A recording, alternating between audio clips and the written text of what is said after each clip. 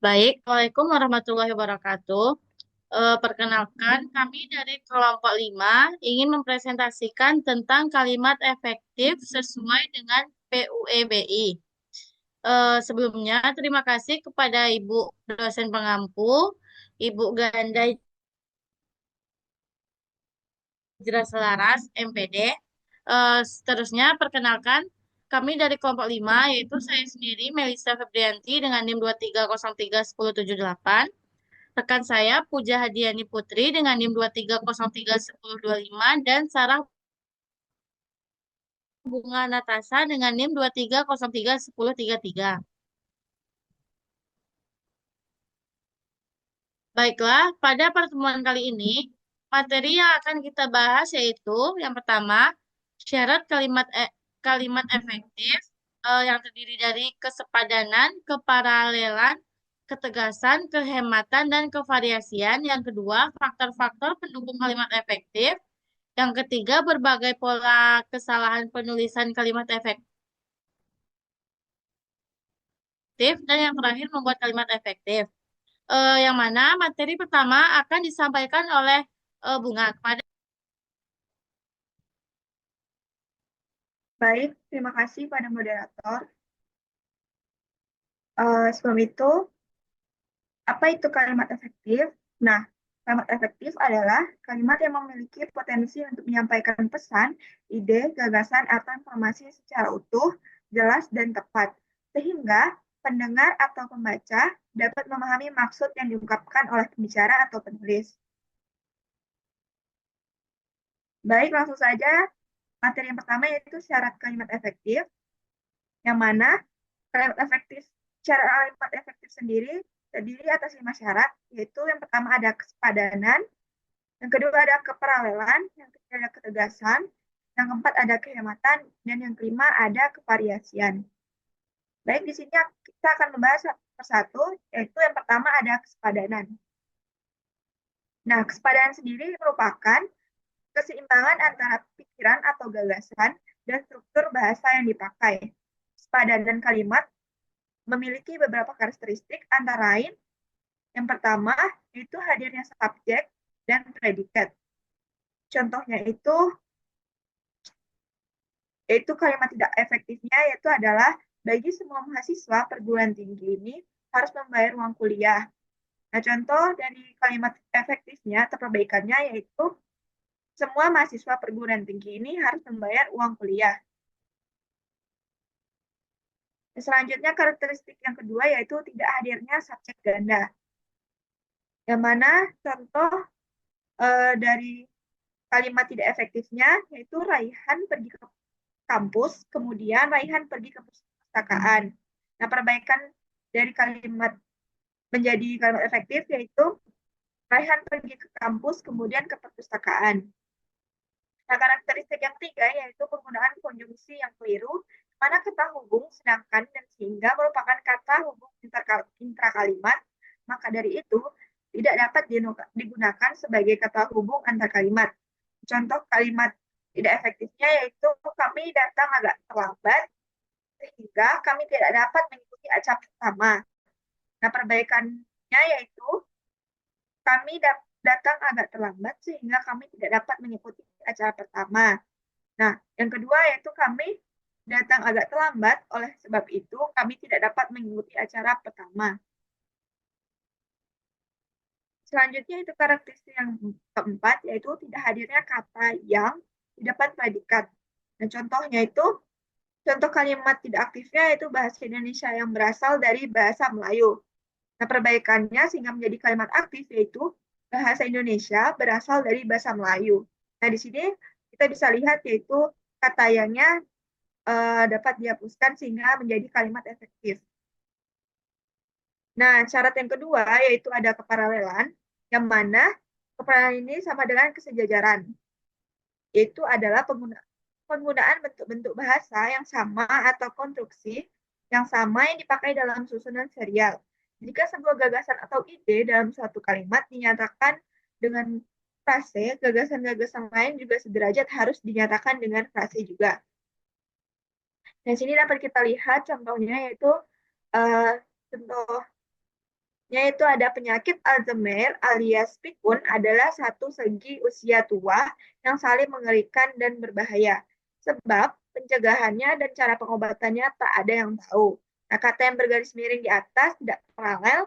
Nah, kalimat tersebut harus ditata menjadi penyakit Alzheimer alias pikun adalah satu segi usia yang paling mengerikan dan membahayakan. Sebab pencegahan dan pengobatannya tak ada yang tahu.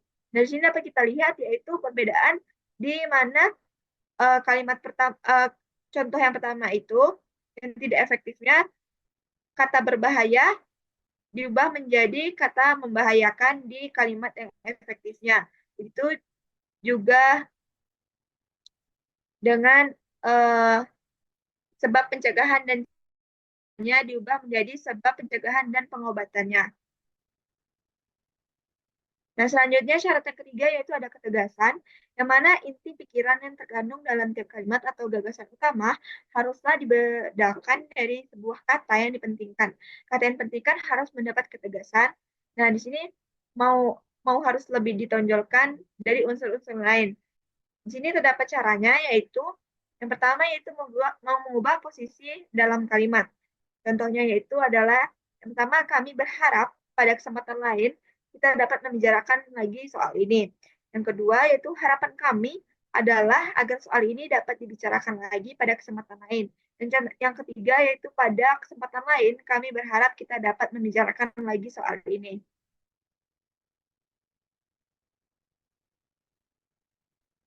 Nah, cara yang kedua yaitu menggunakan repetisi.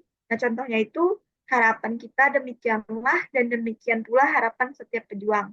Dan contoh kedua itu kemajuannya menyangkut kemajuan di segala bidang, kemajuan kesadaran politik, kesadaran bermasyarakat, kesadaran ekonomi, kesadaran kebudayaan, dan kesadaran beragama.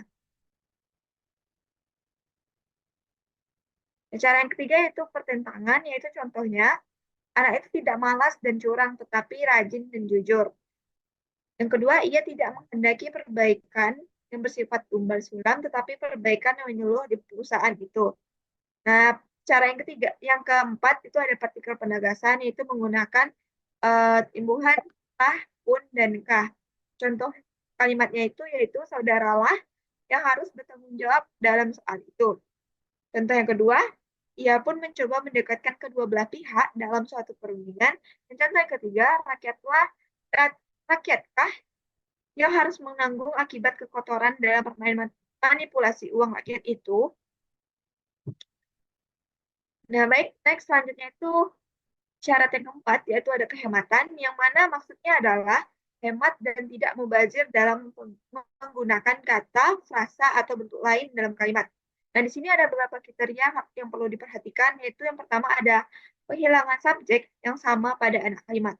Contoh kalimatnya itu contoh yang tidak efektif yaitu karena ia tidak diajak, ia tidak ikut belajar bersama di rumahku. Nah, perbaikannya sehingga menjadi kalimat efektif yaitu karena tidak diajak, ia tidak ikut belajar bersama di rumahku. Nah, di sini dapat kita lihat yaitu kehilangan subjek yang sama yaitu ia. Di sini pada kalimat yang tidak efektif itu terdapat dua kata ia dan yang efektifnya yaitu terdapat satu kata ia saja. Yang kedua yaitu menghindari pemakaian superordinat pada hiponimi kata. Nah, contohnya itu pada warna yaitu ia memakai baju warna kuning. Nah, ini merupakan kalimat salah atau tidak efektif dan kalimat efektifnya yaitu ia memakai baju kuning. Karena kata kuning sudah mencakup kata warna.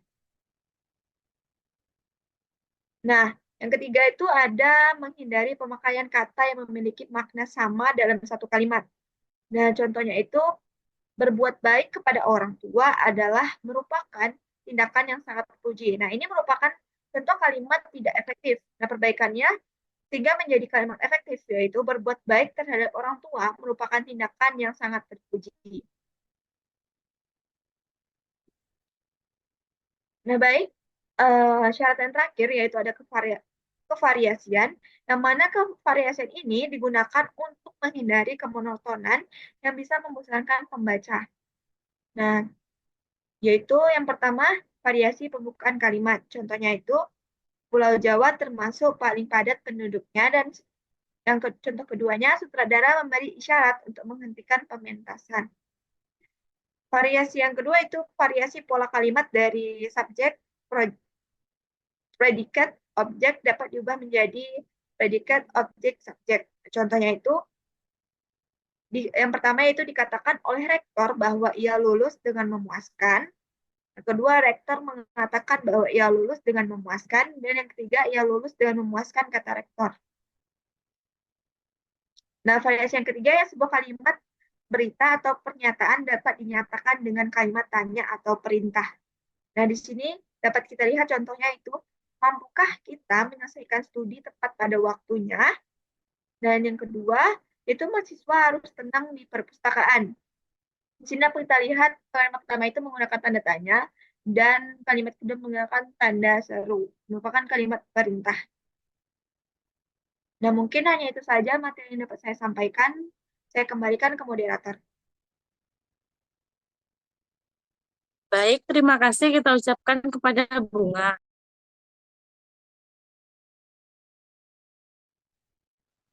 Baik, selanjutnya materi kedua akan disampaikan oleh Puja. Kepada Puja dipersilakan. Baiklah, saya akan melanjutkan penjelasan materi tentang kalimat efektif. Materi yang kedua itu merupakan faktor-faktor pendukung kalimat efektif. Di mana faktor pendukung kalimat efektif ini ada 3. Yang pertama itu bahasa Indonesia yang baik dan benar. Yang kedua bahasa baku. Yang ketiga penggunaan ejaan. Baik, kita akan bahas satu persatu. Yang pertama itu bahasa Indonesia yang baik dan benar, di mana bahasa Indonesia yang baik adalah bahasa Indonesia yang digunakan sesuai dengan situasi pemakaiannya. Sedangkan bahasa Indonesia yang benar adalah bahasa Indonesia yang digunakan sesuai dengan kaidah yang berlaku. Dengan demikian, yang dimaksud dengan bahasa Indonesia yang baik dan benar adalah bahasa Indonesia yang penggunaannya sesuai dengan situasi pemakaiannya dan sesuai dengan kaidah yang berlaku. Selanjutnya itu ada bahasa baku, di mana faktor pendukung dari kalimat efektif ini adalah bahasa baku yang berarti kita berada pada situasi formal, baik lisan maupun tulisan.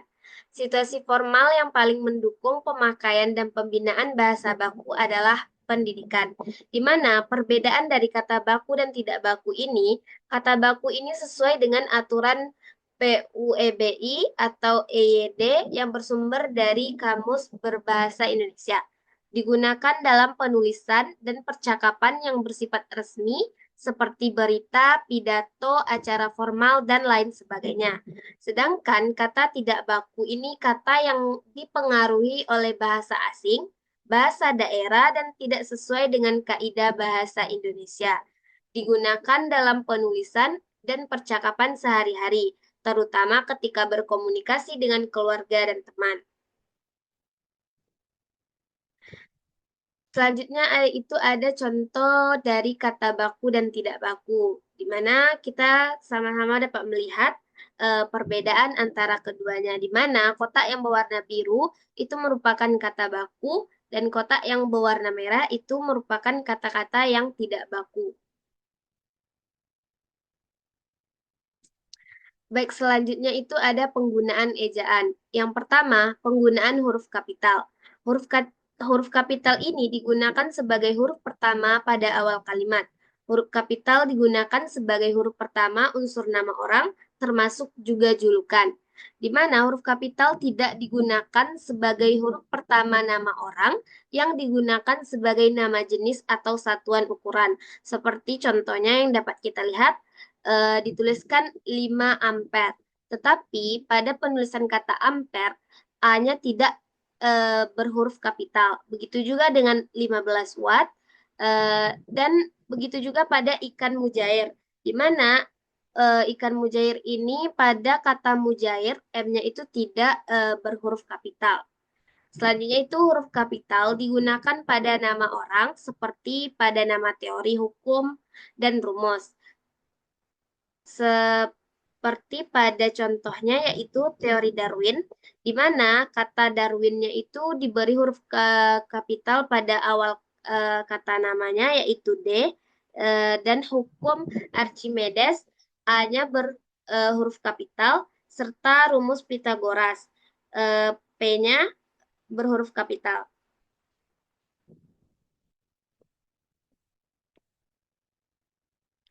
Penggunaan ejaan selanjutnya yaitu huruf kapital tidak digunakan untuk menuliskan huruf pertama kata yang bermakna anak dari seperti bin, binti, boru, dan van, kecuali dituliskan sebagai awal nama atau huruf pertama kata tugas dari. Selanjutnya itu penggunaan tanda baca. Penggunaan tanda baca yang eh, sangat perlu diperhatikan dalam pembuatan kalimat efektif, seperti yang telah dijelaskan pada materi sebelum ke materi ini. Selanjutnya, materi yang ketiga itu berbagai pola kesalahan penulisan kalimat efektif.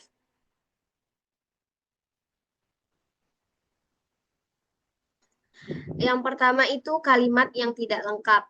Kalimat tidak lengkap adalah kalimat yang tidak memiliki subjek atau predikat atau tidak memiliki keduanya. Hal ini dapat membuat kalimat menjadi tidak jelas dan sulit dipahami. Contoh kalimat tidak efektif. Penelitian ini menunjukkan bahwa ekstrak daun X memiliki aktivitas antibakteri, di mana pada kalimat ini tidak memiliki subjek. Sedangkan perbaikan dari kalimat efektifnya yaitu penelitian ini menunjukkan bahwa ekstrak daun X memiliki aktivitas antibakteri terhadap bakteri Y.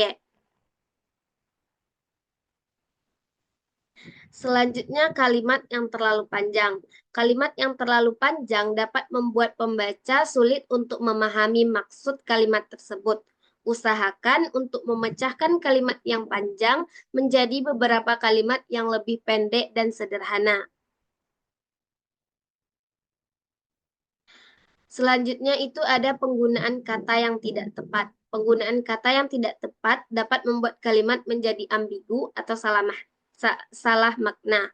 Pilihlah kata yang memiliki makna yang sesuai dengan konteks kalimat.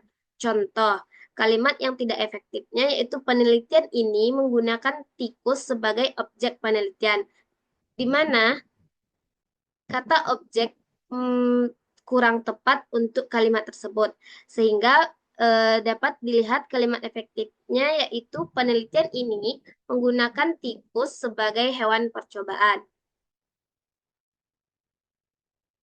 Selanjutnya itu penggunaan kata yang mubazir. Penggunaan kata yang dapat membuat kalimat menjadi tidak efektif dan bertele-tele. Hindari penggunaan kata yang tidak perlu atau berulang.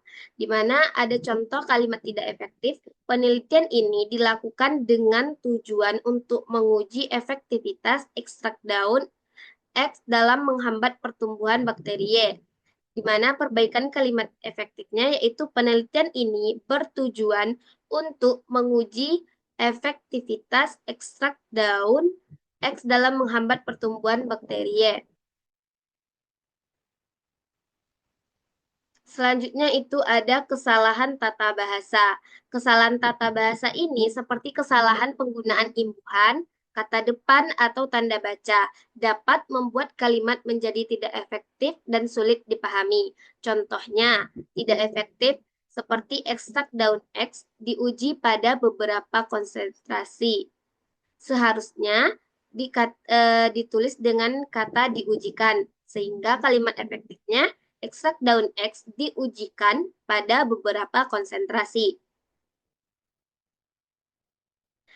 Sekian materi dari saya kembalikan kepada moderator.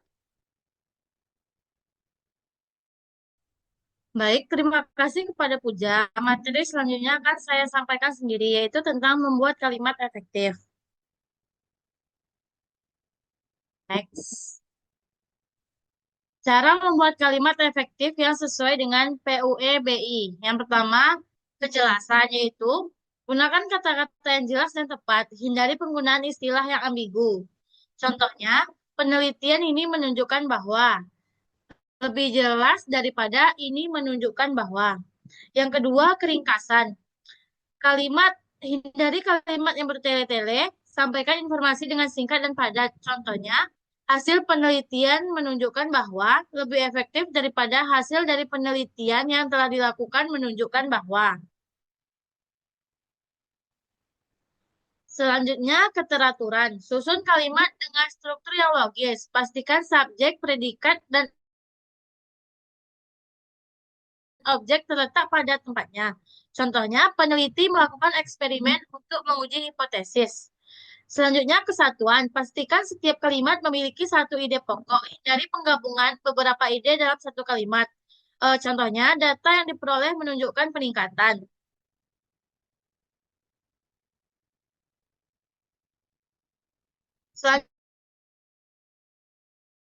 Selanjutnya, kesesuaian. Gunakan istilah dan bahasa yang sesuai dengan konteks ilmiah. Hindari bahasa sehari-hari yang tidak formal, seperti analisis data dilakukan dengan metode statistik. Lebih sesuai daripada kami melihat data dengan cara statistik. Selanjutnya, ejaan dan tanda baca. Pastikan ejaan dan tanda baca sesuai dengan PUEBI. Ini termasuk penggunaan huruf kapital, tanda titik, koma, dan lainnya. Selanjutnya, variasi kalimat. Gunakan variasi dalam struktur kalimat untuk menjaga minat pembaca, tetapi tetap jaga kejelasan. Contohnya, metode yang digunakan dalam penelitian ini adalah survei. Selain itu, analisis data dilakukan secara mendalam. Contoh kalimat efektif dalam konteks karya ilmiah. Yang pertama, penelitian ini bertujuan untuk menganalisis pengaruh faktor X terhadap Y. Yang kedua, hasil analisis menunjukkan bahwa terdapat hubungan signifikan antara variabel A dan B. Selanjutnya, tujuan dari penelitian ini adalah untuk mengevaluasi efektivitas program pelatihan dalam meningkatkan keterampilan kerja. Hasil analisis menunjukkan bahwa terdapat hubungan positif antara tingkat pendidikan dan pendapatan. Selanjutnya, simpulan dari penelitian ini adalah bahwa intervensi yang dilakukan berhasil meningkatkan partisipasi masyarakat.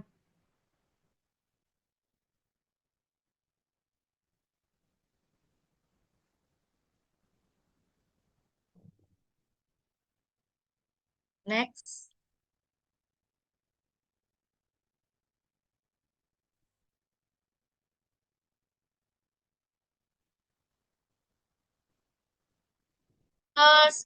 Sekian presentasi dari kelompok kami. Maaf jika ada kesalahan. Assalamualaikum warahmatullahi wabarakatuh.